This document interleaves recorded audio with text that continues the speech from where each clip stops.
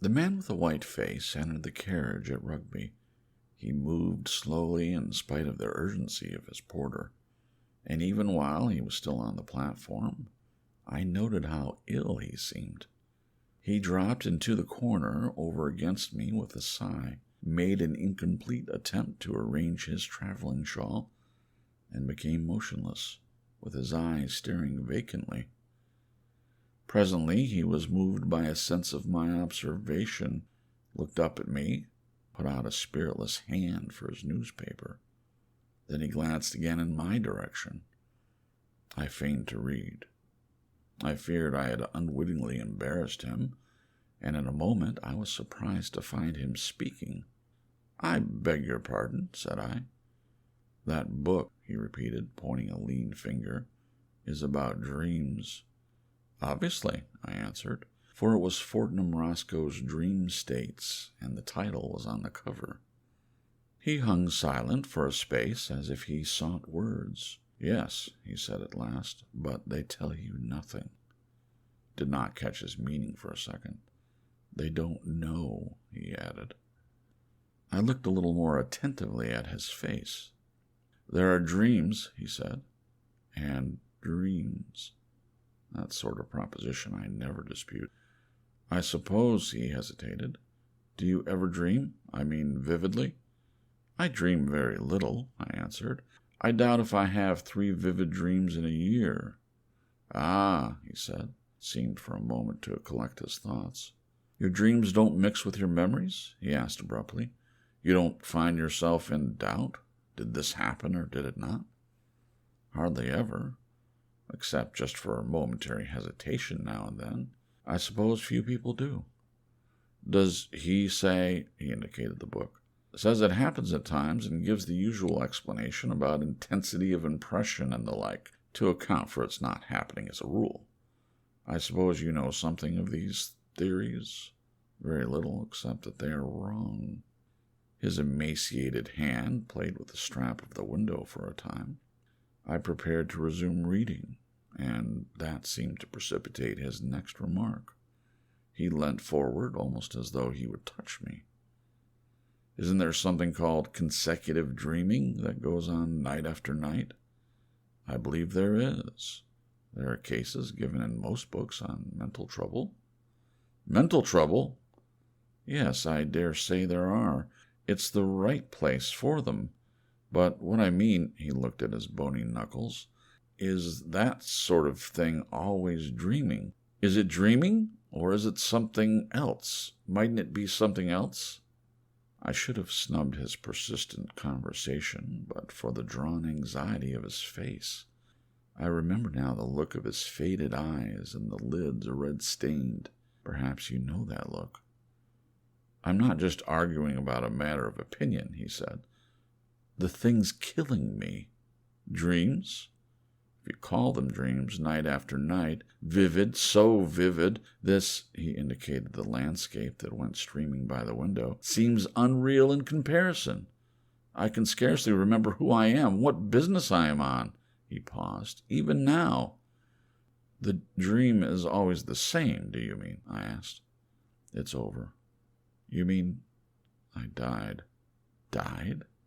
"Smashed and killed, and now so much of me as that dream was is dead. Dead forever. I dreamt I was another man, living in a different part of the world and in a different time. I dreamt that night after night. Night after night I woke into that other life. Fresh scenes and fresh happenings until I came upon the last when you died. When I died. And since then?" "No," he said. "Thank God. That was the end of the dream."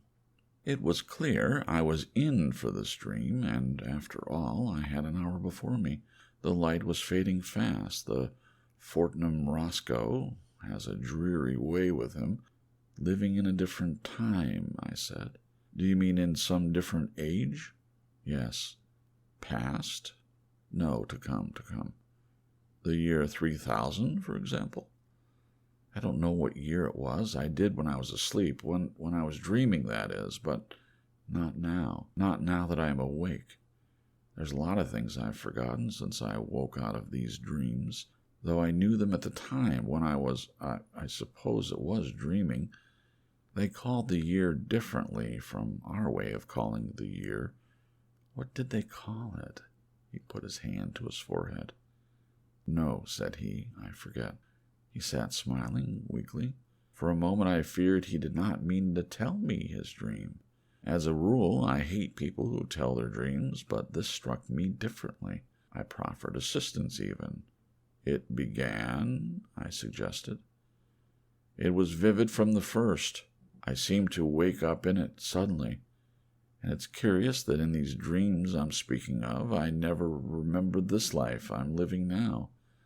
It seemed as if the dream life was enough while it lasted, perhaps, but I will tell you how I found myself when I do my best to recall it all. I don't remember anything dearly until I found myself sitting in a sort of loggia, looking out over the sea. I had been dozing, and suddenly I woke up, fresh and vivid, not a bit dreamlike, because the girl had stopped fanning me. The girl? Yes, the girl. You must not interrupt, or it will put me out. He stopped abruptly. You won't think I'm mad, he said. No, I answered. You've been dreaming. Tell me your dream. I woke up, I say, because the girl had stopped fanning me. I was not surprised to find myself there or anything of that sort, you understand. I did not feel I had fallen into it suddenly. I simply took it up at that point. Whatever memory I had of this life, this 19th century life, faded as I woke, vanished like a dream. I knew all about myself, knew that my name was no longer Cooper, but Hedon, and all about my position in the world. I've forgotten a lot since I woke. There's a want of connection, but it was all quite clear and matter-of-fact then. He hesitated again, gripping the window strap, putting his face forward and looking up at me appealingly. This seems bosh to you. No, no, I cried. Go on. Tell me what this loggia was like. It was not really a loggia. I don't know what to call it. It faced south. It was small. It was all in shadow except a semicircle above the balcony that showed the sky and sea, and the corner where the girl stood. I was on a couch. It was a metal couch with light striped cushions, and the girl was leaning over the balcony with her back to me. The light of the sunshine fell on her ear and cheek, pretty white neck, and the little curls that nestled there, and her white shoulder were in the sun, and all the grace of her body was in the cool blue shadow. She was dressed, how can I describe it? It was easy and flowing. Altogether, there she stood, so that it came to me how beautiful and desirable she was, as though I had never seen her before. And when at last I sighed and raised myself upon my arm, she turned her face to me. He stopped. I have lived 53 years in this world. I've had mother, sisters, friends, wife, daughters, all their faces, the play of their faces, I know. But the face of this girl, it is much more real to me. I can bring it back into memory so that I see it again. I could draw it or paint it, and after all, he stopped, but I said nothing. The face of a dream, the face of a dream. She was beautiful, not that beauty which is terrible and cold and worshipful, like the beauty of a saint, nor that beauty that stirs fierce passions, but a sort of radiation, sweet lips that softened into smiles, and grave gray eyes, and she moved gracefully. She seemed to have part with all pleasant and gracious things. He stopped, and his face was downcast and hidden. Then he looked up at me and went on, making no further attempt to disguise his absolute belief in the reality of his story. You see, I had thrown up my plans and ambitions, thrown up all I'd ever worked for or desired for her sake. I had been a master man away there in the north with influence and property and a great reputation, but none of it had seemed worth having beside her. I had come to the place, the city of sunny pleasures, with her, and left all those things to wreck and ruin just to save a remnant, at least, of my life. While I had been in love with her before I knew that she had any care for me, before I'd imagined that she would dare, that we should dare. All my life had seemed vain and hollow, dust and ashes. It was dust and ashes. Night after night and through the long days I had longed and desired. My soul had beaten against the thing forbidden. But it is impossible for one man to tell another just these things. It's emotion. It's a tint, a light that comes and goes. Only while it's there, everything changes, everything. The thing is, I came away and left them in their crisis to do what they could. Left whom? I asked, puzzled. People of the north there. You see, in this dream, anyhow, I had been a big man, the sort of man men come to trust in, to group themselves about. Millions of men who had never seen me were ready to do things and risk things because of their confidence in me. I'd been playing that game for years, that big, laborious game, that vague, monstrous political game amidst intrigues and betrayal, speech and agitation. It was a vast, weltering world, and at last I had a sort of leadership against the gang. You know what was called the gang, a sort of compromise of scoundrelly projects and base ambitions and vast public emotional stupidities and catchwords. The gang that kept the world noisy and blind year by year, and all the while that it was drifting towards infinite disaster. But I can't expect you to understand the shades and complications of the year something or other ahead. I had it all, down to the smallest details, in my dream. I suppose I had been dreaming of it before I awoke. And the fading outline of some queer new development I had imagined still hung about me as I rubbed my eyes. It was some grubby affair that made me thank God for the sunlight. I sat up on the couch and remained looking at the woman and rejoicing that I had come away out of all the tumult and folly and violence before it was too late. After all, I thought, this is life, love and beauty, desire and delight. Are they not worth all those dismal struggles for vague, gigantic ends? And I blamed myself for having ever sought to be a leader when I might have given my days to love. But then, thought I, if I had not spent my early days sternly and austerely, I might have wasted myself upon vain and worthless women. And at that thought, all my being went out in love and tenderness to my dear mistress, my dear lady, who had come at last and compelled me by her invincible charm for me to lay that life aside. You are worth it, my dearest one, worth pride and praise in all things. Love, to have you, is worth them all together. And at the murmur of my voice she turned about. Come and see, she cried. I can hear her now. Come and see the sunrise upon Monte Solero. I remember how I sprang to my feet and joined her at the balcony. She put a white hand upon my shoulder and pointed towards great masses of limestone, flushing, as it were, into life. I looked. At first I noted the sunlight on her face caressing the lines of her cheeks and neck. How can I describe to you the scene we had before us? We were at Capri. I have been there, I said. I have clambered up Mount Solero and drunk Vero Capri, muddy stuff like cider, at the summit. Ah, said the man with the white face. Then perhaps you can tell me. You will know if this was indeed Capri, for in this life I have never been there. Let me describe it. We were in a little room, one of a vast multitude of little rooms, very cool and sunny, hollowed out of the limestone of a sort of cape, very high above the sea.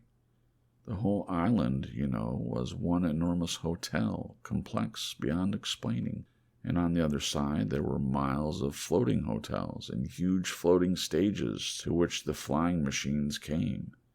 They called it a pleasure city. Of course, there was none of that in your time. Rather, I should say it's none of that now.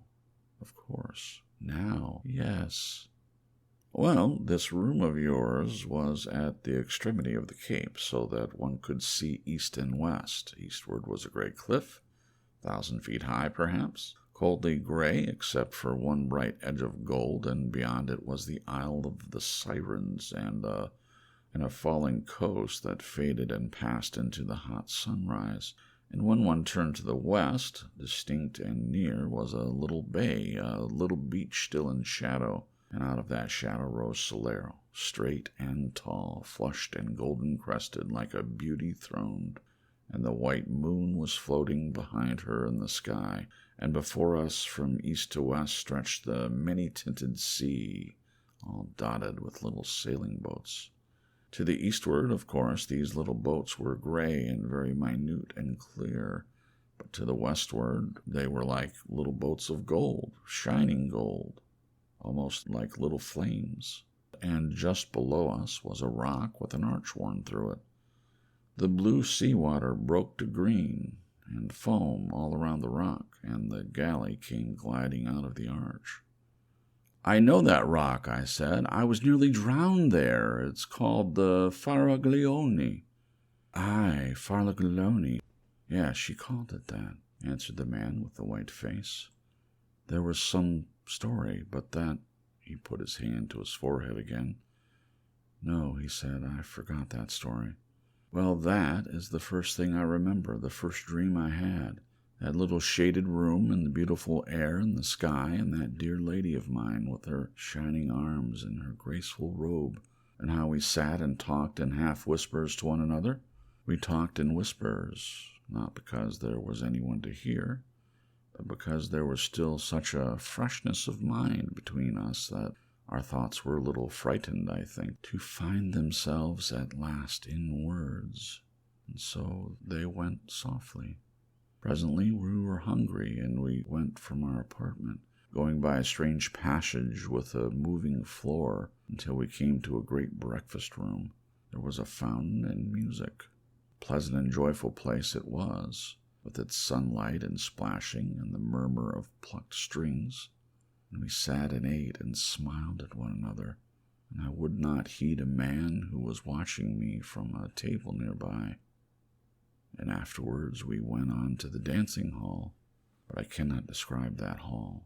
That place was enormous, larger than any building you've ever seen, and in one place there was the old gate of Capri, caught into the wall of a gallery high overhead.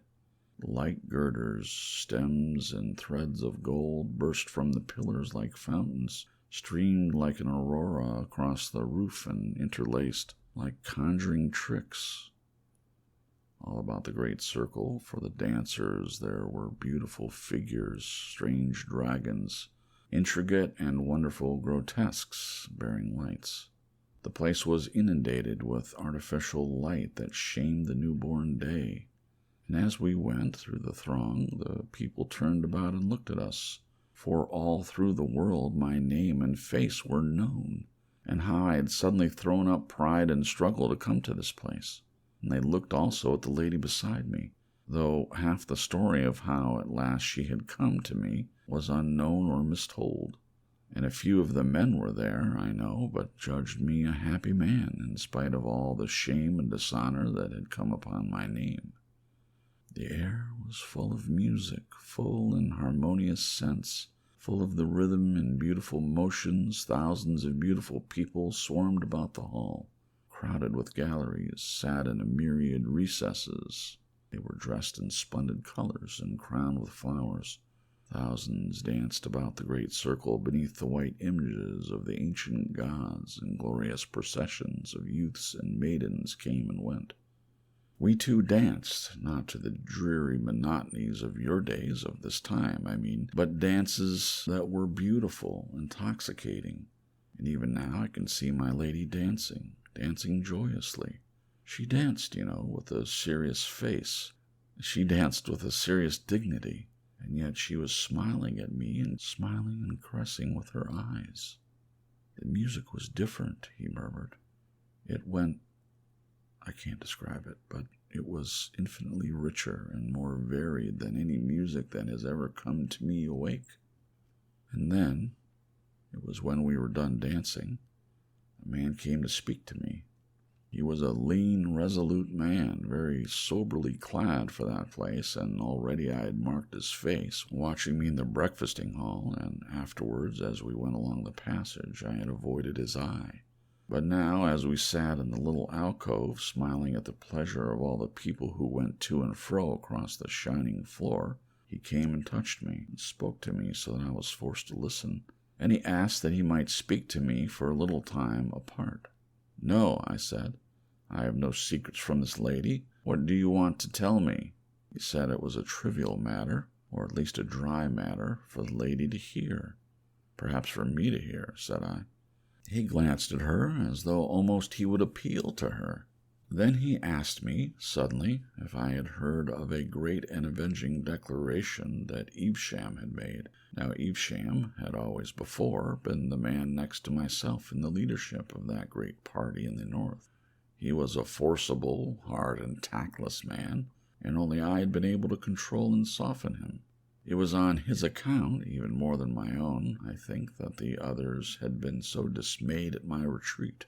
So this question about what he had done reawakened my old interest in the life I had put aside just for a moment. "I have taken no heed of any news for many days," I said. "What has Evesham been saying?" And with that the man began, nothing loath, and I must confess even I was struck by Evesham's reckless folly and the wild and threatening words he had used.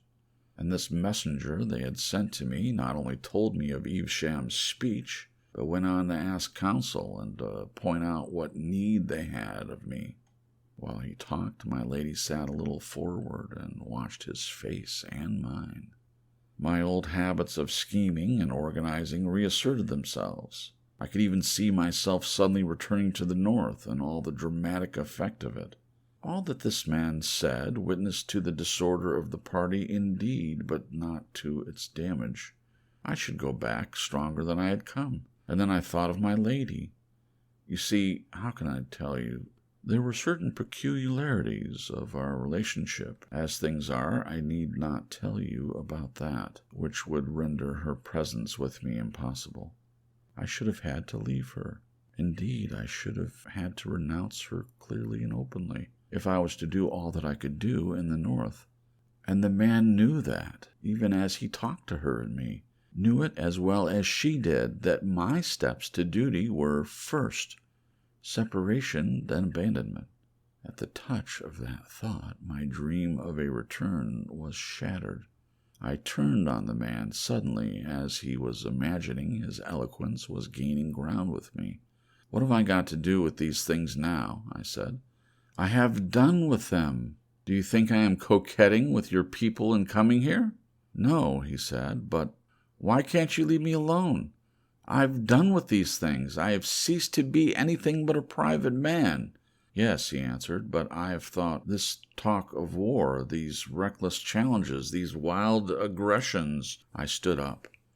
"No," I cried, "I won't hear you. I took count of all those things, I weighed them, and I have come away." He seemed to consider the possibility of persistence. He looked from me to where the lady sat regarding us. "War," he said, as if he were speaking to himself, and then turned slowly from me and walked away. I stood, caught in the whirl of my thoughts. His appeal had set going. I heard my lady's voice. "Dear," she said, "but if they have need of you—" She did not finish her sentence. She let it rest there. I turned her sweet face, and the balance of my mood swayed and reeled. "They want me only to do the thing they dare not do themselves," I said. "If they distrust Evesham, they must settle with him themselves." She looked at me doubtfully. "But war," she said. I saw a doubt on her face that I had seen before, a doubt of herself and me, the first shadow of the discovery that, seen strongly and completely, must drive us apart forever. Now I was an older mind than hers, and I could sway her to this belief or that. "My dear one," I said, "you must not trouble over these things, certainly, or there will be no war. The age of wars is past. Trust me to know the justice of this case. They have no right upon me, dearest, and no one has right upon me. I have been free to choose my life, and I have chosen this." "But war," she said. I sat down beside her, put an arm behind her, and took her hand in mine. I set myself to drive that doubt away. I set myself to fill her mind with pleasant things again. I lied to her, and in lying to her, I lied also to myself, and she was only too ready to believe me, only too ready to forget. Very soon the shadow had gone again, and we were hastening to our bathing place in the Grotta del Bovi Marino, where it was our custom to bathe every day.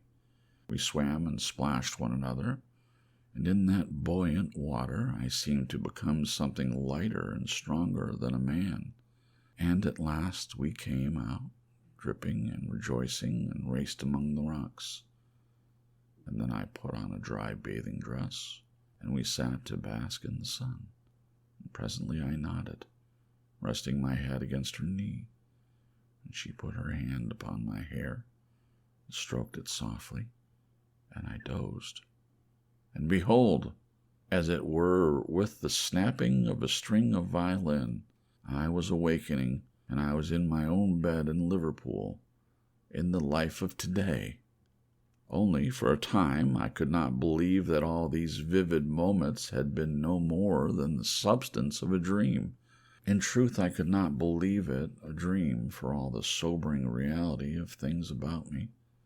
I bathed and dressed, as it were, by habit, and as I shaved, I argued why I, of all men, should leave the woman I loved to go back to fantastic politics in the hard and strenuous North. Even if Evesham did force the world back to war, what was that to me?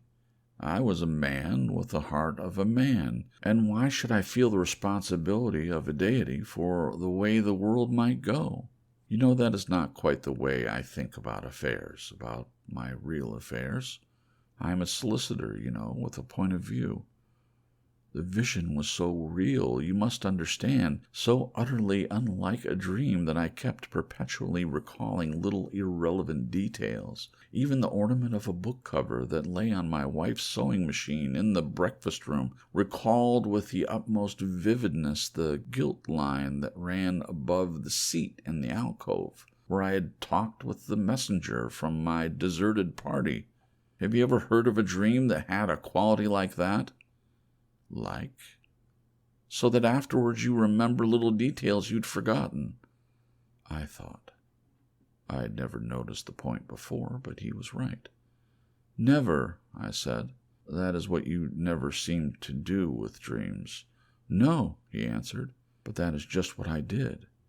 I am a solicitor, you must understand, in Liverpool, and I could not help wondering what the clients and business people I found myself talking to in my office would think if I told them suddenly I was in love with a girl who would be born a couple of 100 years or so hence, and worried about the politics of my great-great-great-grandchildren. I was chiefly busy that day negotiating a 99-year building lease.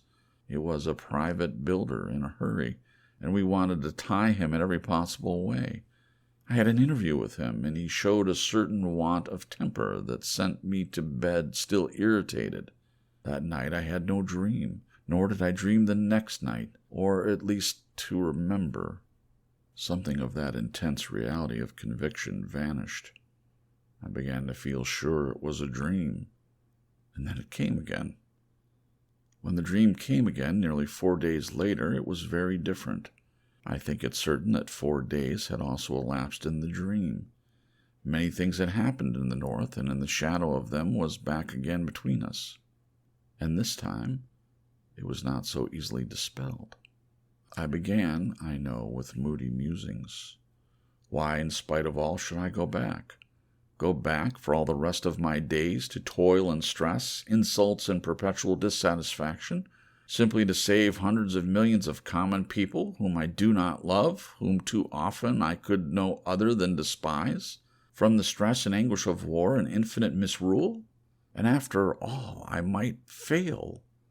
They all sought their own narrow ends, and why should not I? Why should not I also live as a man? And out of such thoughts her voice summoned me, and I lifted my eyes. I found myself awake and walking. We had come out above Pleasure City. We were near the summit of Monte Solero and looking towards the bay. It was the late afternoon and very clear. Far away to the left, a Shia hung in the golden haze between sea and sky, and Naples was coldly white against the hills, and before us was Vesuvius, with a tall and slender streamer, feathering at last toward the south, and the ruins of Torre Annunziata and Castellamare glittering and near. I interrupted suddenly. "You've been to Capri, of course." "Only in this dream," he said. All across the bay beyond Sorrento were the floating palaces of the Pleasure City, moored and chained, and northward were the broad floating stages that received the aeroplanes, and aeroplanes fell out of the sky every afternoon, each bringing its thousands of pleasure seekers from the uttermost parts of the earth to Capri and its delights. All these things, I say, stretch below. But we noticed them only incidentally because of an unusual sight that evening had to show. 5 war aeroplanes that had long slumbered useless in the distant arsenals of the Rhine mouth were maneuvering now in the eastward sky. Evesham had astonished the world by producing them and others, and sending them to circle here and there. It was the threat material in the great game of bluff he was playing, and it had taken even me by surprise. He was one of those incredibly stupid, energetic people who seem sent by heaven to create disasters. His energy, to the first glance, seemed so wonderfully like capacity. But he had no imagination, no invention, only a stupid, vast, driving force of will, and a mad faith in his stupid idiot luck to pull him through. I remember how we stood out upon the headland watching the squadron circling far away, and how I weighed the full meaning of the sight, seeing clearly the way things must go, and then even it was not too late. I might have gone back, I think, and saved the world. People of the North would follow me, I knew. Granted only that, and one thing, I respected their moral standards. The East and South would trust me as they would trust no other northern man, and I knew I had only to put it to her, and she would have let me go, not because she did not love me, only I did not want to go. My will was all the other way about. I had so newly thrown off the incubus of responsibility. I was still so fresh a renegade from duty that the daylight clearness of what I ought to do had no power at all to touch my will. My will was to live, to gather pleasures, and make my dear lady happy. But though this sense of vast neglected duties had no power to draw me, it could make me silent and preoccupied. It robbed the days I had spent of half their brightness and roused me into dark meditations in the silence of the night. And as I stood and watched Evesham's aeroplanes sweep to and fro, those birds of infinite ill omen, she stood beside me, watching me, perceiving the trouble indeed, but not perceiving it clearly. Her eyes questioning my face, her expression shaded with perplexity. Her face was gray because of the sunset was fading out of the sky. It was no fault of hers that she held me. She had asked me to go from her, and again in the night time, and with tears, she had asked me to go. At last it was the sense of her that roused me from my mood. I turned upon her suddenly and challenged her to a race down the mountain slopes. "No," she said, as if I had jarred her with gravity. But I was resolved to end that gravity, and made her run. No one could ever be gray and sad who was out of breath, and when she stumbled, I ran with my hand beneath her arm. We ran down past a couple of men who turned back, staring in astonishment at my behavior. They must have recognized my face. And halfway down the slope came a tumult in the air, clang, clank, clang, clank, and we stopped. and presently over the hill crest those war things came flying, one behind the other. The man seemed hesitating on the verge of a description. What were they like? I asked. They had never fought, he said. They were just like our ironclads are nowadays. They had never fought. No one knew what they might do with the excited men inside them. Few even cared to speculate. They were great driving things, shaped like spearheads without a shaft, with a propeller in the place of the shaft. Steel? Not steel. Aluminum? No, nothing of that sort. An alloy that was very common as brass, for example. It was called... He squeezed his forehead with the fingers of one hand. I'm forgetting everything, he said. And they carried guns? Little guns, firing high explosive shells. They fired the guns backwards, out of the base of the leaf, so to speak, and rammed with the beak. That was the theory, but they had never been fought. No one could tell exactly what was going to happen. And meanwhile, I suppose it was very fine to go whirling through the air like a flight of young swallows, swift and easy. I guess the captains tried not to think too clearly what the real thing would be like. And these flying war machines, were only one sort of the endless war contrivances that had been invented and had fallen into abeyance during the long peace. There were all sorts of things that people were rooting out and furbishing up. Internal things, silly things, things that had never been tried, big engines, terrible explosives, great guns. The silly way of these ingenious sort of men who make these things. They turn them out as beavers build dams, with no more sense of the rivers they're going to divert and the lands they're going to flood. As we went down the winding steep way to our hotel again in the twilight, I foresaw it all. I saw how clearly and inevitably things were driving for war in Evesham's silly, violent hands. And I had some inkling of what war was bound to be under these new conditions. And even then, though I knew it was drawing near to the limit of my opportunity, I could find no will to go back. He sighed. That was my last chance. We didn't go into the city until the sky was full of stars. So we walked out upon the high terrace, to and fro, and she counseled me to go back. My dearest, she said, and her sweet face looked up at me. This is death. This life you lead is death. Go back to them. Go back to your duty. She began to weep, saying between her sobs and clinging to my arm as she said it, Go back, go back. And suddenly she fell mute. Glancing down at her face, I read in an instant the thing she had thought to do. It was one of those moments when one sees. No, I said. No, she asked in surprise, I think a little fearful at the answer to her thought. Nothing, I said, shall send me back, nothing. I have chosen love. I have chosen, and the world must go. Whatever happens, I will live this life. I will live for you. Nothing shall turn me aside. Nothing, my dear one. Even if you died. Yes, she murmured softly. Then I also would die. Before she could speak again, I began to talk, talking eloquently, as I could do in that life, talking to exalt love, to make the life we were living seem heroic and glorious, and the thing I was deserting something hard and enormously ignoble, that it was a fine thing to set aside. I bent all of my mind to throw that glamour upon it, seeking not only to convert her, but myself to that. We talked, and she clung to me, torn too between all that she deemed noble and all that she knew was sweet.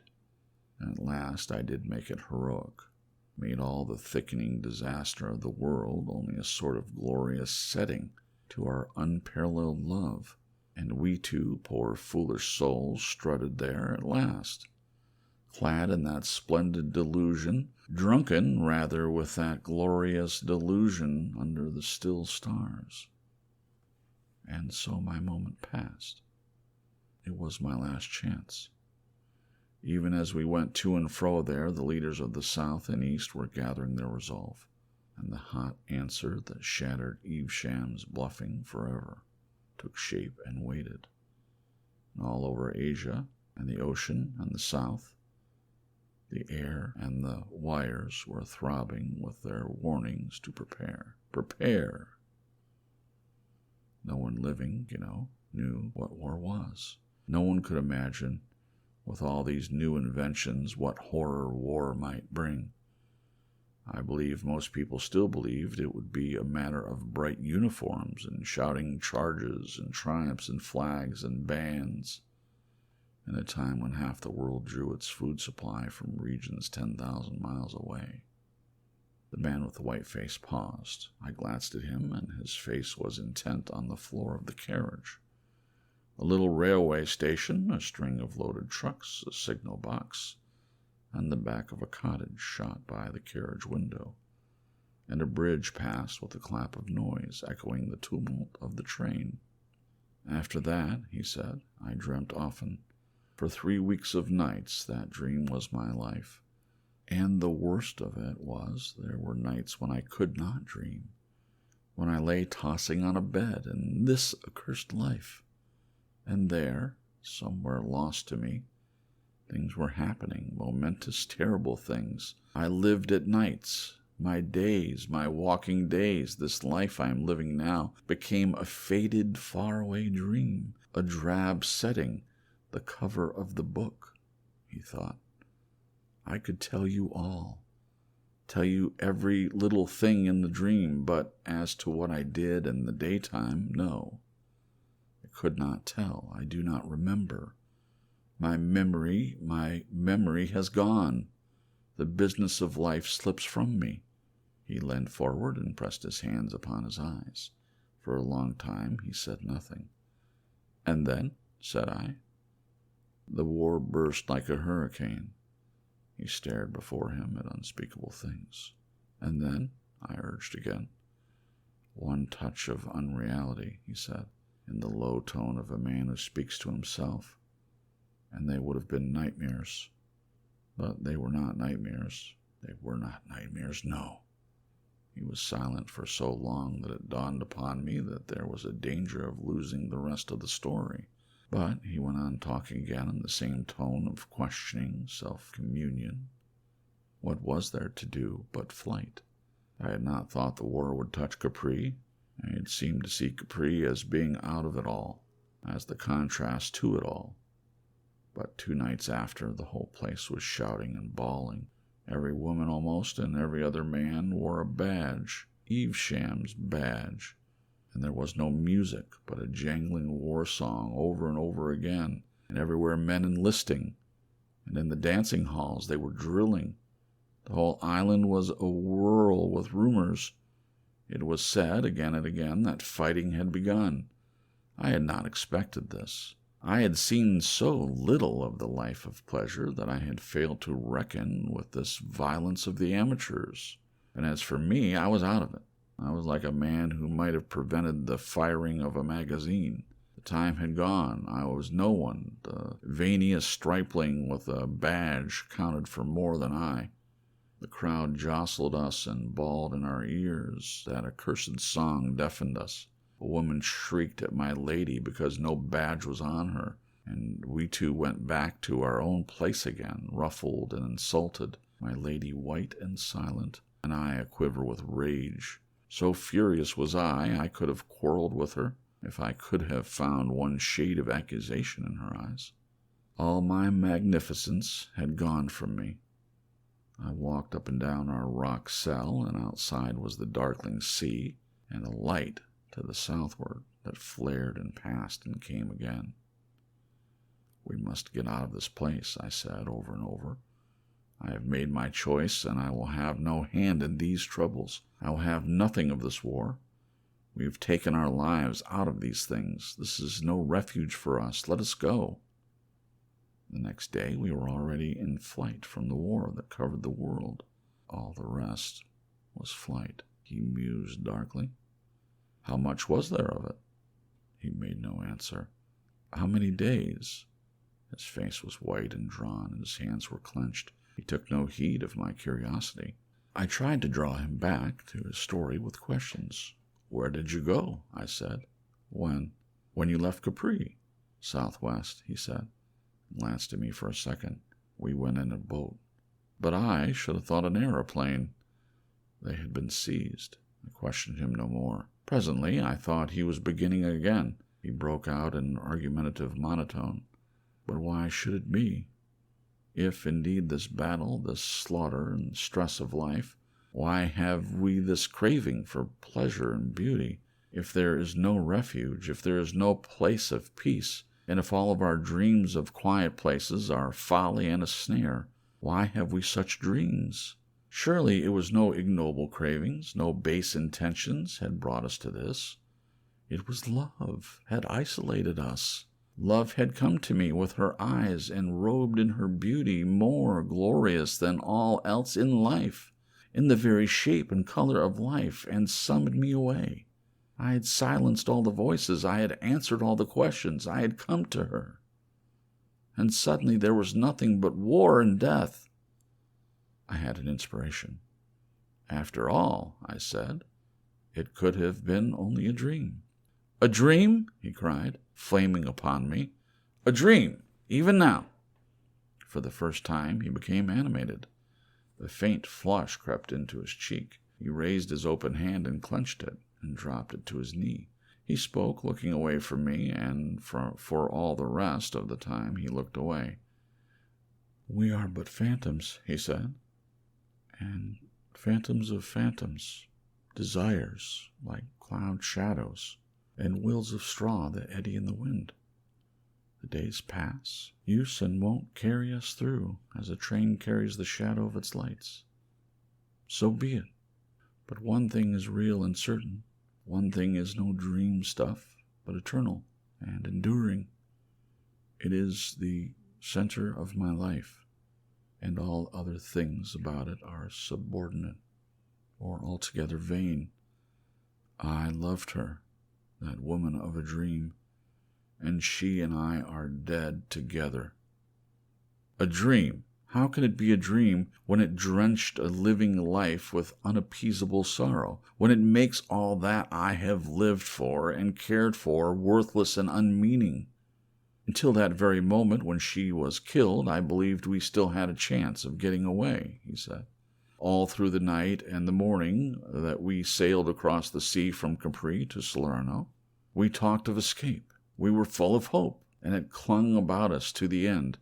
Hope for the life together we should lead out of it all, out of the battle and the struggle, the wild and empty passions, the empty arbitrary thou shalt and thou shalt not of the world. We were uplifted as though our quest was a holy thing, as though love for one another was a mission.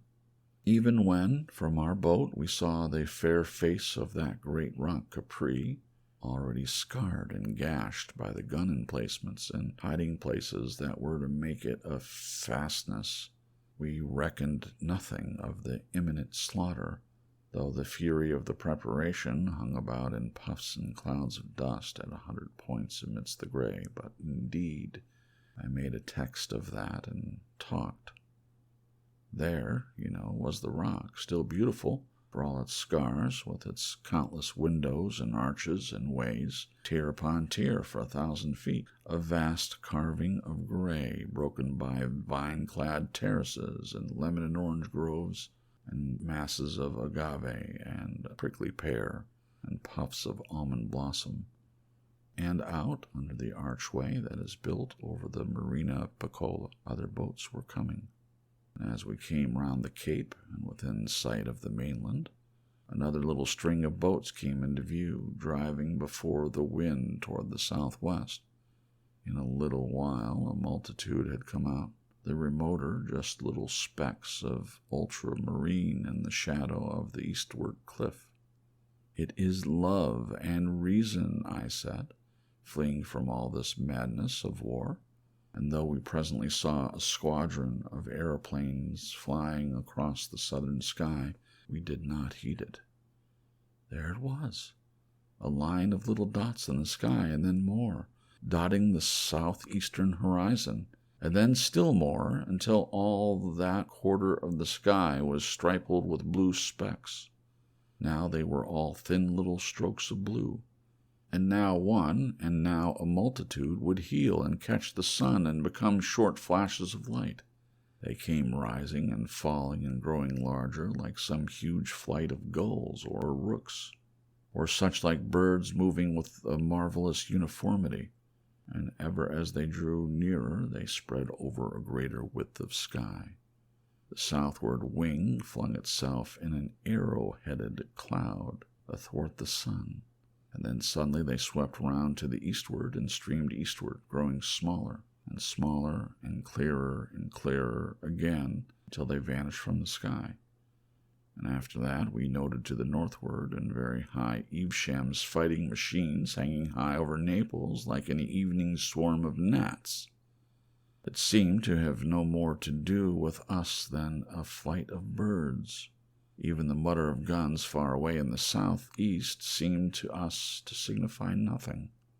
Each day, each dream after that, we were still exalted, still seeking that refuge where we might live and love. Fatigue had come upon us, pain and many distresses, for though we were dusty and stained by our toilsome tramping, and half-starved with the horror of the dead men we had seen and the flight of the peasants, for very soon a gust of fighting swept up the peninsula. With these things haunting our minds, it still resulted only in a deepening resolution to escape. Oh, but she was brave and patient. She who never faced hardship and exposure had courage for herself and me.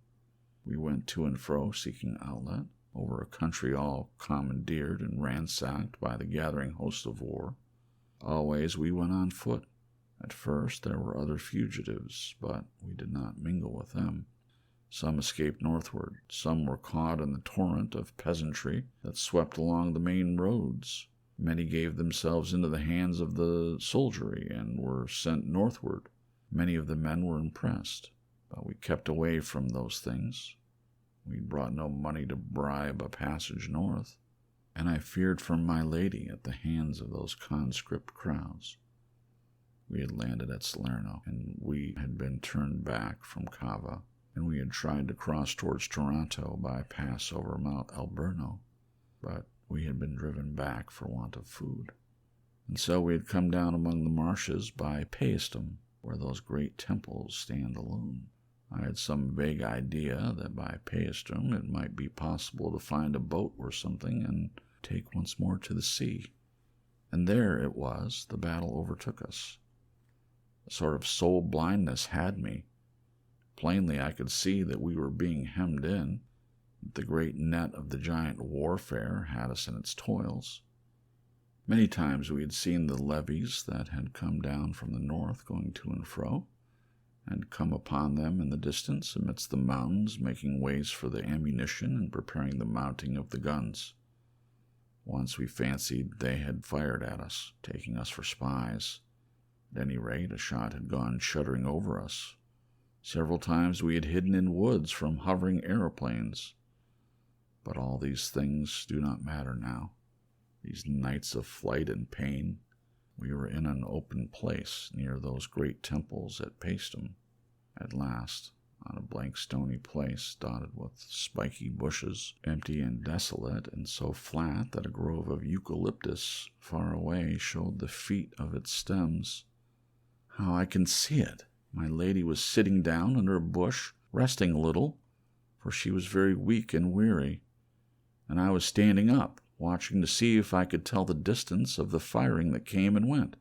They were still, fighting far from each other, with those terrible new weapons that had never before been used, guns that would carry beyond sight, and aeroplanes that would do what they would do no man could foretell. I knew that we were between the two armies, and that they drew together. I knew we were in danger, and that we could not stop there and rest. Though all these things were in my mind, they were in the background. They seemed to be affairs beyond our concern. Chiefly I was thinking of my lady. An aching distress filled me, For the first time she had owned herself beaten and had fallen a-weeping. Behind me I could hear her sobbing, but I would not turn around to her, because I knew she had need of weeping, and had held herself so far and so long for me. It was well, I thought, that she would weep and rest, and then we would toil on again, for I had no inkling of the thing that hung so near. Even now I can see her, as she sat there, her lovely hair upon her shoulder, can mark again the deepening hollow of her cheek. "If we had parted," she said, "if I had let you go." "No," said I. "Even now I do not repent. I will not repent. I made my choice, and I will hold on to the end." And then, overhead in the sky, something flashed and burst, and all about us I heard the bullets, making a noise like a handful of peas suddenly thrown.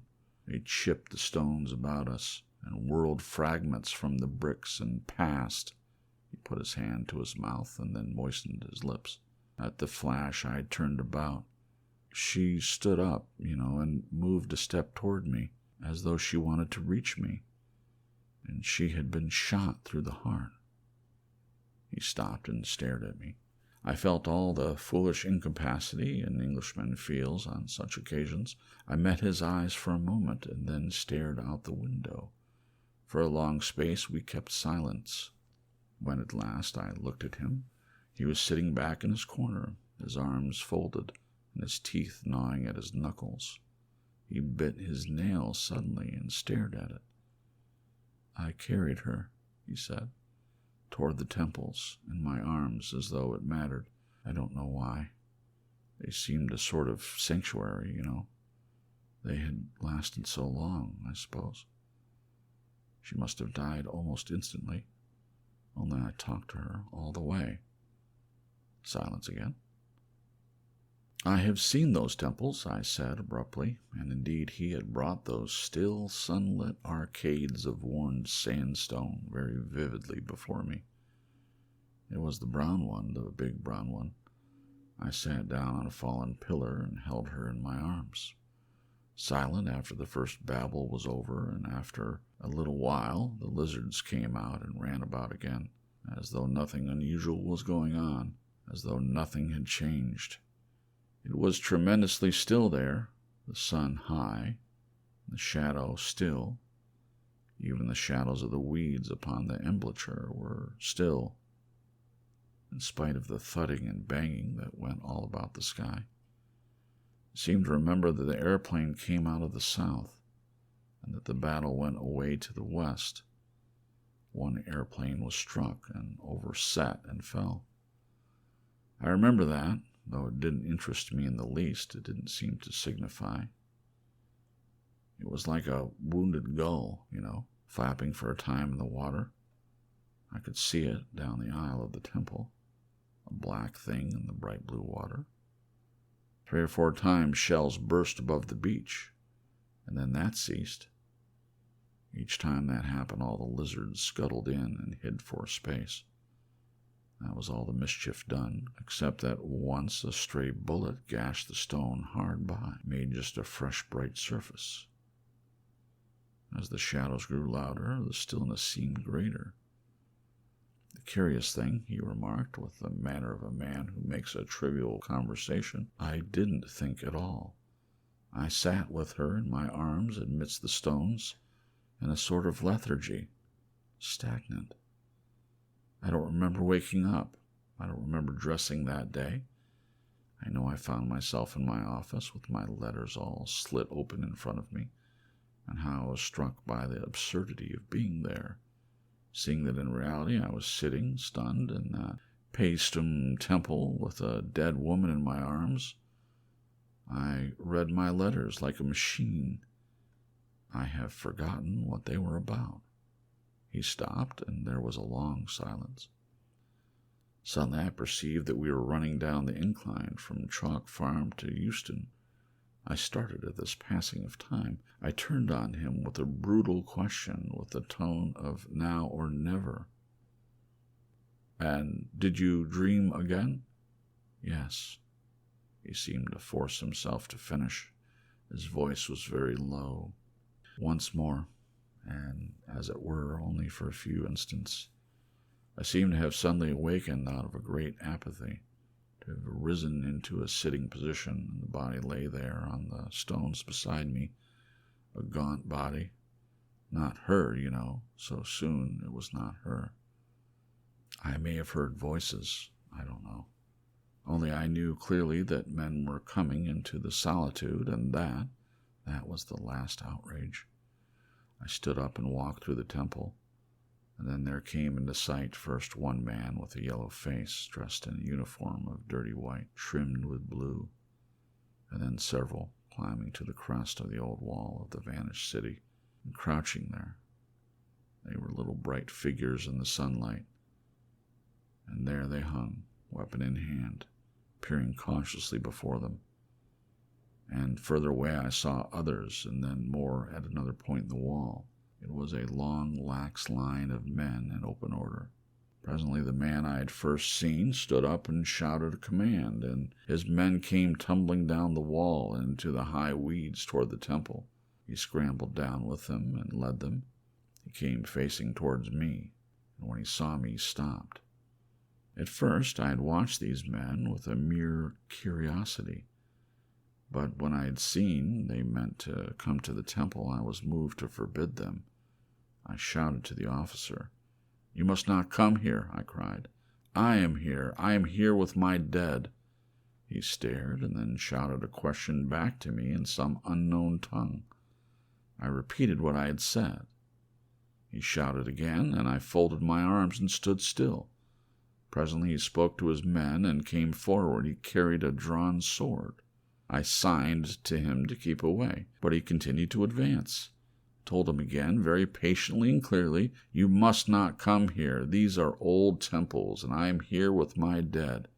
Presently he was so close I could see his face clearly. It was a narrow face with dull gray eyes and a black mustache. He had a scar on his upper lip, and he was dirty and unshaven. He kept shouting unintelligible things, questions perhaps, at me. I know now that he was afraid of me, but at the time that did not occur to me. As I tried to explain to him, he interrupted me in imperious tones, bidding me, I suppose, stand aside. He made to go past me, and I caught hold of him. I saw his face change at my grip. "You fool," I cried. "Don't you know? She is dead." He started back. He looked at me with cruel eyes. I saw a sort of exultant resolve leap into them, delight. Then suddenly, with a scowl, he swept his sword back, so, and thrust.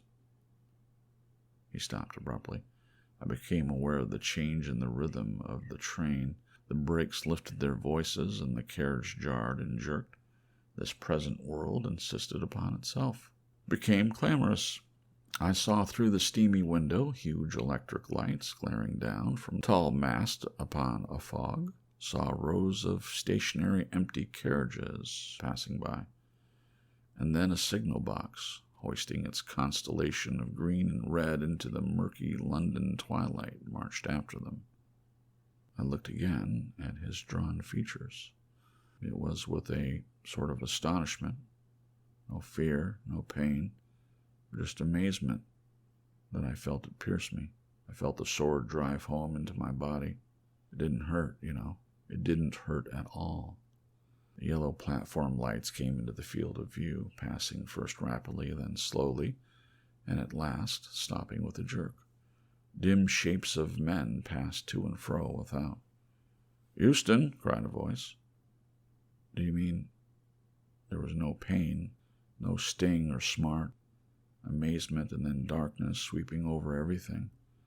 The hot, brutal face before me, the face of the man who had killed me, seemed to recede and swept out of existence.